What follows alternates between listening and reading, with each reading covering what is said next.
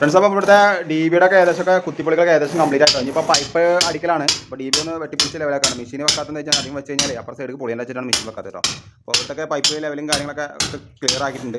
ഞാൻ ജസ്റ്റ് ഒന്ന് ഫിനിഷിങ് ചെയ്യാണ്ട് ചില ഭാഗങ്ങളിൽ മെഷീൻ വെച്ചോടത്തൊന്ന് ക്ലിയർ ചെയ്യാണ്ട് കേട്ടോ. ഇവിടുത്തെ ഏകദേശം വെട്ടിപ്പൊളിയും കാര്യങ്ങളൊക്കെ കംപ്ലീറ്റ് ആയിട്ടുണ്ട്.